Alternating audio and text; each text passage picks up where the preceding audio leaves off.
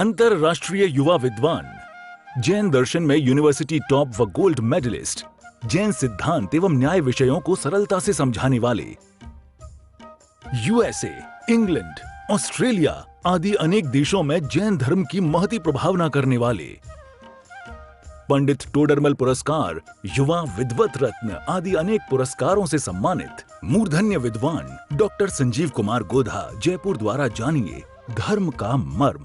इस कार्यक्रम के प्रायोजक हैं श्री निहाल चंद्र जी जैन, श्रीमती अचरज कुमारी जैन, श्री घेवर चंद्र जी जैन, श्रीमती कल्पना देवी जैन, श्रीमती सुनीता जैन, श्री विनय जैन, श्रीमती पूर्वी जैन, जयपुर, राजस्थान।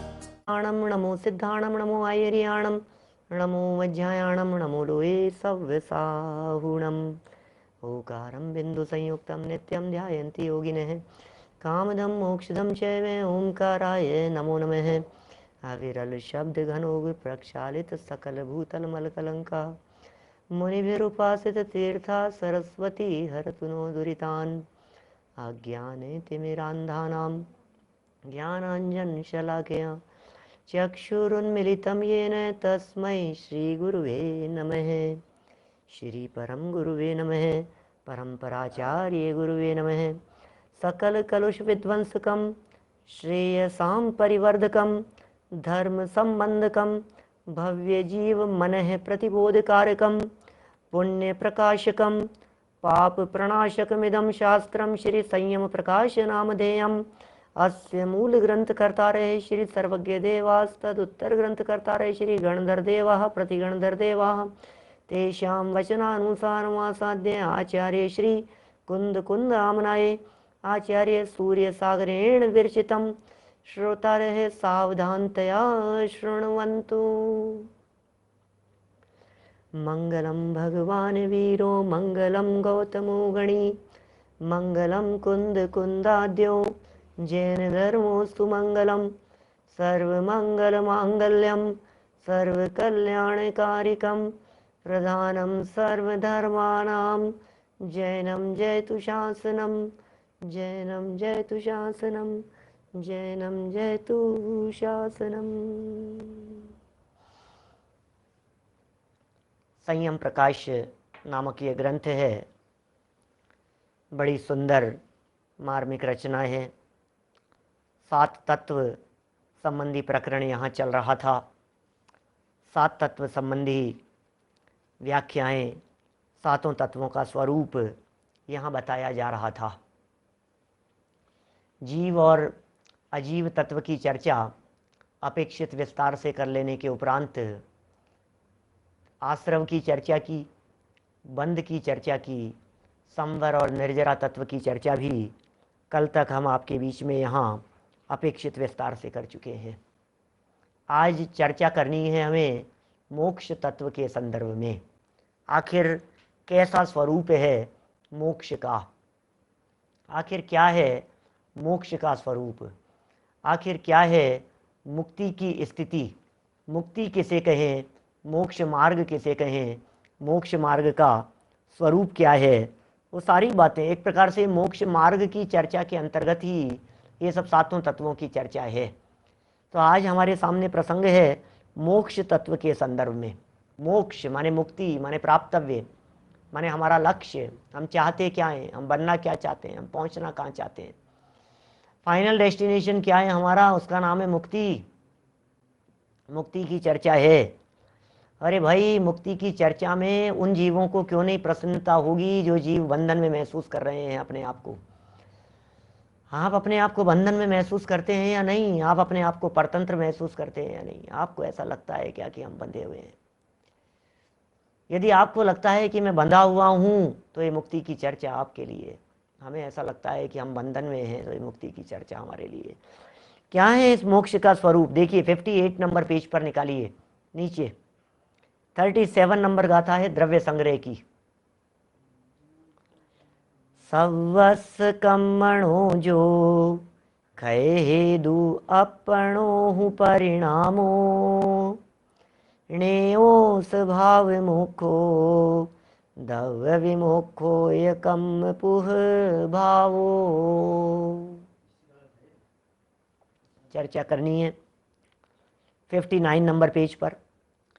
आत्मा के जिन भावों से सब कर्मों का नाश होता है वह भाव मोक्ष है। क्या? आत्मा के जिन भावों से, आत्मा के जिन भावों से सब कर्मों का नाश होता है, सारे कर्मों का नाश हो जाता है, वह भाव मोक्ष है। उसे भाव मोक्ष कहते हैं। और आत्मा के साथ जो कर्म बंधे हुए हैं उन कर्मों का आत्मा से सर्वथा पृथक हो जाना, ये द्रव्य मोक्ष कहलाता है। क्या? एक का नाम भाव मोक्ष है, एक का नाम द्रव्य मोक्ष है। मोक्ष माने क्या है? मोक्ष माने क्या चीज है? मुक्ति माने क्या होता है? न मालूम कहाँ कहाँ लोगों में मुक्ति की कल्पना है, मोक्ष की कल्पना है। हमारे भारतीय संस्कृति में जितने धर्म दर्शन हैं, सब धर्म दर्शन मुक्ति की बात करते हैं। पाश्चात्य दार्शनिकों में मुक्ति की अवधारणा नहीं है, मोक्ष की अवधारणा नहीं है। वहाँ पाश्चात्य दार्शनिक अरस्तु, सुकरात, प्लेटो, लाइबनीज, ह्यूम, डेकार्ट, आइंस्टाइन, सब जितने हैं, पारसी दर्शन, कन्फ्यूशियस दर्शन, इन दर्शनों में मुक्ति की अवधारणा नहीं है, मोक्ष की चर्चाएं नहीं है।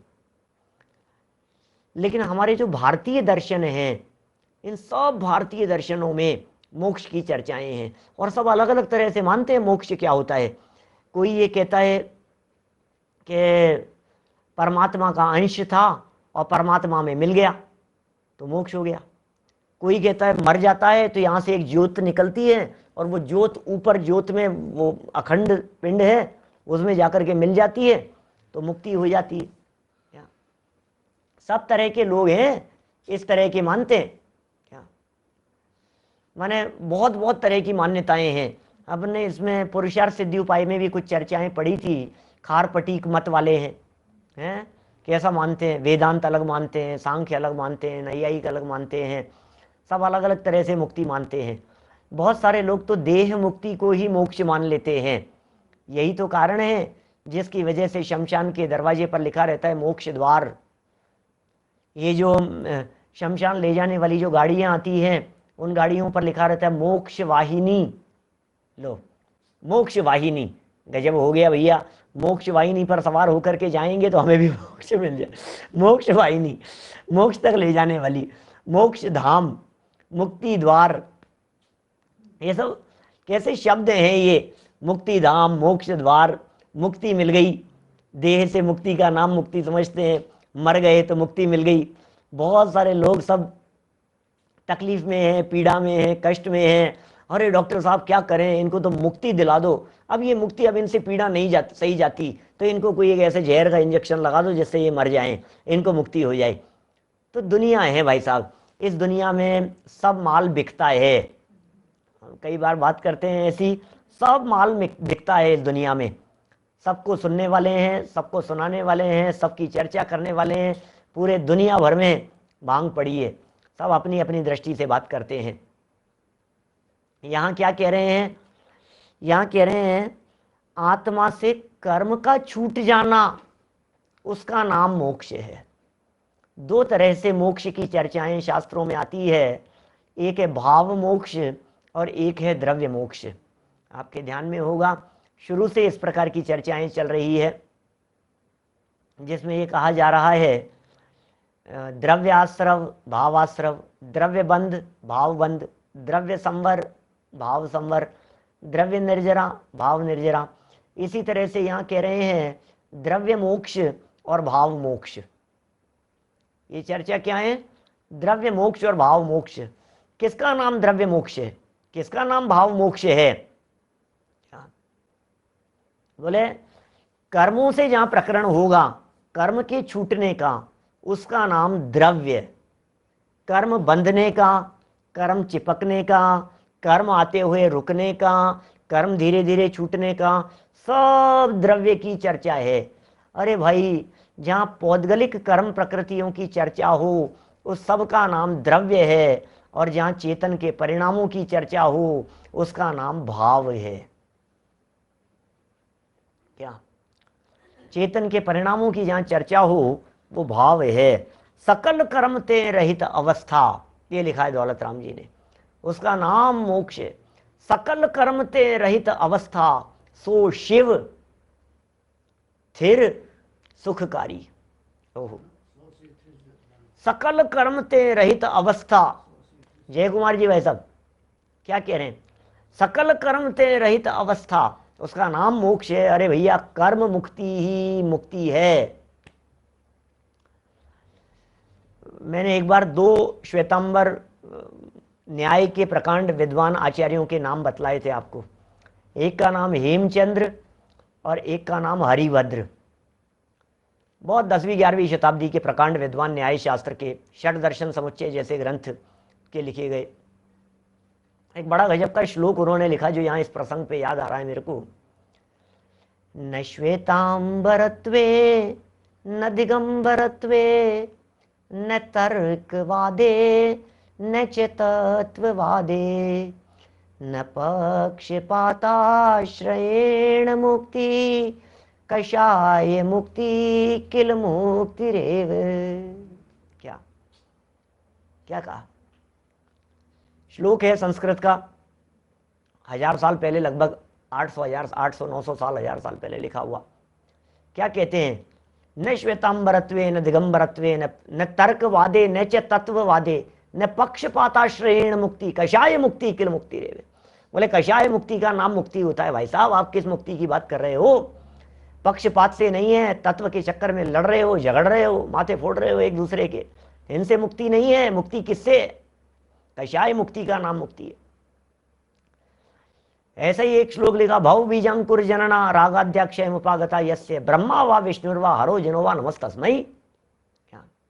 भव बीजांकुर जनना रागाद्याक्षयम, जिसके राग द्वेष चले गए हो, जिसके कषाय चले गई हो, उसका नाम मोक्ष है। कषाय मुक्ति को मुक्ति कहते हैं, कर्म मुक्ति को मुक्ति कहते हैं, बंधन से मुक्ति का नाम मुक्ति है। बंधा था और बंध से सर्वथा रहित हो गया, इसका नाम मोक्ष है, इसका नाम मुक्ति है। देखिए 59 नंबर पेज पर तत्वार्थ सूत्र 10वें अध्याय का सूत्र यहां प्रस्तुत कर रहे हैं। तत्वार्थ सूत्र 10वें अध्याय का दूसरा सूत्र है। यहाँ 12 छप गया है गलती से, 12 तो सूत्र ही नहीं है 10वें अध्याय में। क्या? 10वें अध्याय का दूसरा सूत्र है, बंध हेतु भाव निर्जराभ्याम कृत्स्न कर्म विप्र मोक्षो मोक्ष है। क्या? बंध हेतु भाव निर्जराभ्याम, बंध हेतु भाव निर्जराभ्याम कृत्स्न कर्म विप्र मोक्षो मोक्ष है। बड़ा गजब का सूत्र है। उमा स्वामी आचार्य किस गहराई में बात करते हैं। बंध हेतु अभाव, बंध हेतु अभाव, बंध के हेतुओं का अभाव हो जाने पर निर्जराभ्याम, निर्जरा के द्वारा कृत्स्न कर्म विप्र मोक्षो मोक्ष है। अरे रे, क्या कह रहे हैं भैया। कृत्स्न शब्द पहले भी आया था, पता है कहाँ आया था? धर्माधर्मी कृत्स्ने, ऐसा एक सूत्र आया है 5वें अध्याय तत्वार्थ सूत्र में। कृत्स्न माने, उस शब्द का अर्थ किया तिल में तेल की तरह, आमूल चूल पूरी तरह से लबालब 100%। तो कृत्स्न कर्म विप्र मोक्षो मोक्ष है, छोड़ देना माने पूरी तरह से समस्त कर्मों को नष्ट कर देना, सकल कर्म से रहित हो जाना, इसका नाम ही मोक्ष है। समस्त कर्मों से रहित अवस्था ही वास्तव में मोक्ष कहलाती है। क्या गजब गजब की व्याख्याएं हैं भाई साहब। कर्म से मुक्ति चाहिए हमारे को, कषाय से मुक्ति चाहिए हमारे को, राग से मुक्ति चाहिए। धर्मेंद्र जी, कौन सी मुक्ति की बात कह रहे हैं? बोलो साहब। संजय जी भाई साहब, कौन सी मुक्ति की बात कह रहे हैं यहां? बोले कह रहे हैं कृत्स्न कर्म विप्र मोक्षो मोक्ष है, समस्त कर्म से रहित अवस्था का नाम मोक्ष है। जब ज्ञानी जीव के संवर के द्वारा कर्मों का आश्रव रुक जाता है, ज्ञानी जीव के संवर के माध्यम से कर्मों का आना पूरी तरह से रुक जाता है, माने स्टेप उठाना पड़ेगा संवर के माध्यम से। संवर माने ये है नया कर्जा लेना बंद। बड़ा गजब की व्याख्या शब्द थे कल। संवर माने क्या चीज है? नया कर्जा लेना बंद। संवर हो गया, नया कर्जा नहीं भैया, माथे पे कर्ज नहीं चढ़ेंगे। क्या माथे पे कर्जा नहीं चढ़ेगा? अच्छा, तो ये कह रहे हैं नवीन कर्म बंध के कारणों का नाश हो जाता है संवर के द्वारा, अब नए कर्म नहीं बंधते। और जो कर्म पहले बंधे हुए हैं, जो कर्म पहले बंधे हुए हैं, पुराने बंधे हुए हैं, उनका अविपाक निर्जरा द्वारा आत्मा से धीरे धीरे छुटकारा हो जाता है। ओहो, क्या कह रहे हैं, क्या कह दिया भाई साहब। संवर के द्वारा तो नए आना बंद हो गए और निर्जरा के द्वारा पुराने बंधे हुए नष्ट हो गए। पहले बंधे हुए उनका अविपाक निर्जरा द्वारा आत्मा से धीरे धीरे छुटकारा हो जाता है। समझ गए ना? अविपाक निर्जरा तो कल चर्चा की थी। अविपाक निर्जरा बिना फल दिए हुए, बिना रिजल्ट के ही तप के माध्यम से, साधना के माध्यम से, ध्यान के माध्यम से जो पुराने बंधे हुए कर्मों का छूट जाना है, वो अविपाक निर्जरा कहलाता है। तब आत्मा का सभी कर्मों से छुटकारा हो जाता है। और यही मोक्ष है। आहा, समस्त कर्मों से छुटकारा हो जाता है, यही मोक्ष है। यदि यहाँ यह प्रश्न किया जाए कि जैन मत में अनादिकाल से आत्मा के साथ कर्मों का संबंध माना गया है, what are you saying sir? कर्म का संबंध तो अनादिकाल से है, और जिसकी आदि नहीं होती उसका अंत भी नहीं होता।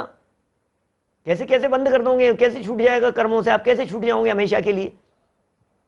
जिसकी शुरुआत नहीं है।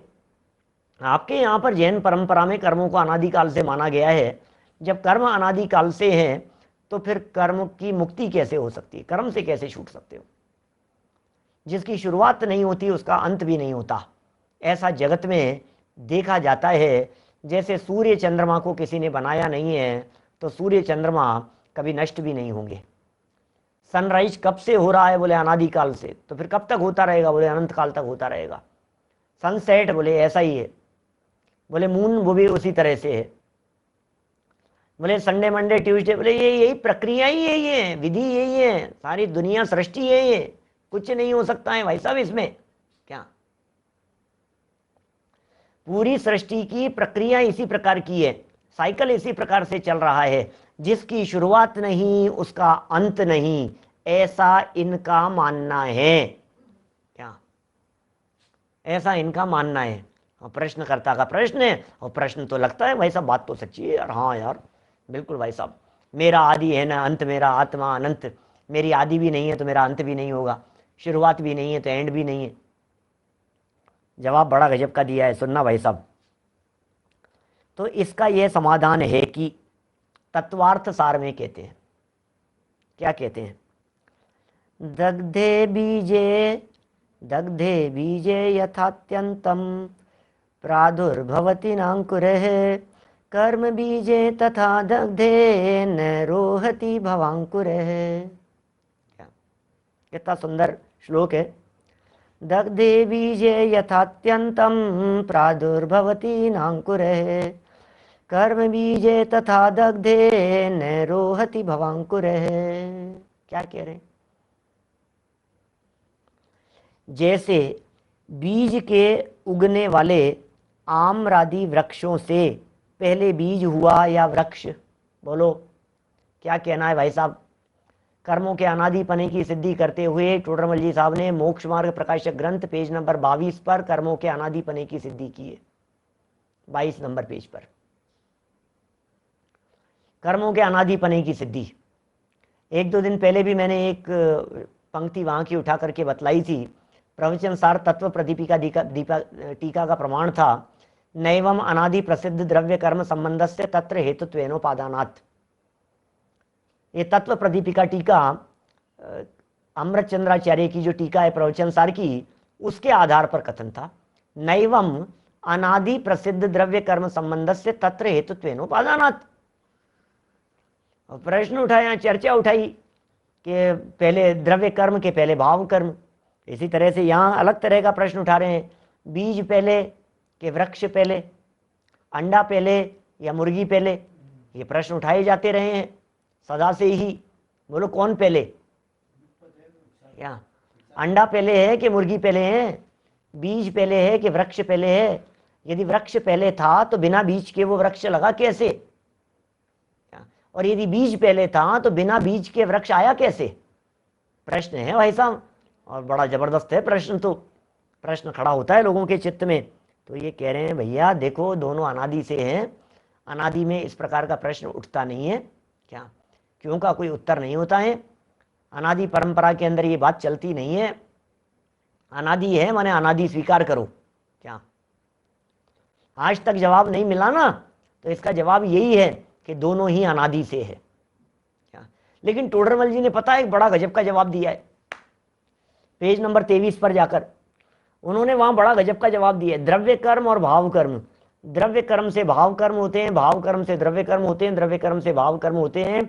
उसके बावजूद टोडरमल जी साहब ने द्रव्य कर्म का अनादिपना सिद्ध किया है क्या? कर्म का अनादिपना सिद्ध करना था वहां भाव कर्म को अनादि सिद्ध करना प्रयोजन नहीं था। पॉइंट ध्यान रखना, अनादि दोनों है, अनादि दोनों है, इसलिए खोपड़ी ज्यादा घुमाना मत। द्रव्य कर्म भी अनादि से हैं और भाव कर्म भी अनादि से हैं, दोनों ही अनादि हैं। लेकिन फिर भी टोडरमल जी साहब को सिद्ध ये करना था कि द्रव्य कर्म की अनादिपना, प्रकरण ये था वहां। तो पंडित जी साहब ने वहां बड़े गजब का तर्क दिया। उन्होंने कहा कि भाव कर्म को द्रव्य कर्म के पहले नहीं माना जा सकता।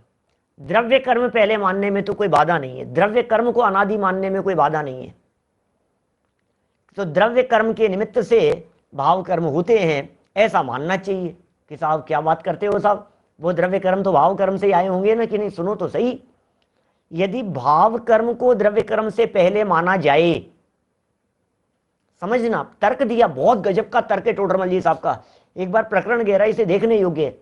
टोडरमल जी साहब कह रहे हैं यदि भाव कर्म को, अब दो चीजें हैं, दो में से क्या पहले होने की संभावना? दोनों अनादि हैं, एक जवाब तो ये हो गया।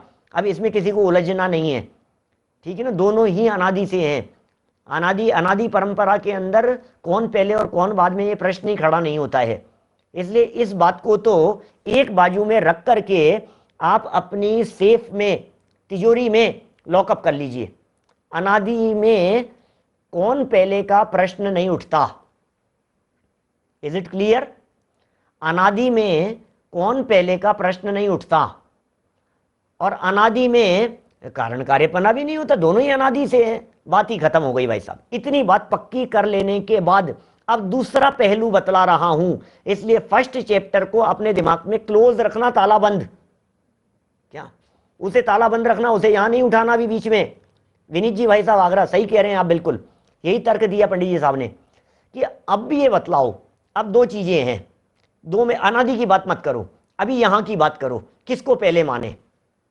दो खड़े हैं, एक तरफ द्रव्य कर्म खड़ा है, एक तरफ भाव कर्म खड़ा है, किसको पहले माने? तो टोडरमल जी ने ये कहा क्या, टोडरमल जी ने ये कहा कि भाव कर्म को बाद में मानना, द्रव्य कर्म को पहले मानना।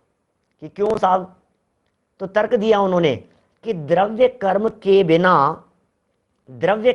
बिना भाव कर्म मान लेने पर ये भाव कर्म निमित्त के बिना हो जाएगा, भाव कर्म निमित्त के बिना हो जाएगा, और जो निमित्त के बिना होता है वो स्वभाव होता है। सबसे बड़ी समस्या आएगी, राग आदि के स्वभाव होने का प्रसंग आ जाएगा। ये तर्क दिया पंडित जी साहब ने। तो फिर प्रश्न उठाया, फिर खुद ने ही प्रश्न उठाया, तो फिर द्रव्य कर्म यदि अनादि से हैं तो उसमें नहीं आएगी ये समस्या। बोले न्यारे द्रव्य अनादि से एक हो सकते हैं, उसमें बाधा नहीं है। उसके लिए 4 एग्जाम्पल दिए टोडरमल जी साहब ने, 4 एग्जाम्पल दिए वहां। तुस कण का, किट्टी काली माँ का, सोना और किट्टी काली माँ का, दूध और पानी का, तिल और तेल का, 4 एग्जाम्पल दिए। इस कार्यक्रम के प्रायोजक हैं श्री निहाल चंद्र जी जैन, श्रीमती अचरज कुमारी जैन, श्री घेवर चंद्र जी जैन, श्रीमती कल्पना देवी जैन, श्रीमती सुनीता जैन, श्री विनय जैन, श्रीमती पूर्वी जैन, जयपुर राजस्थान।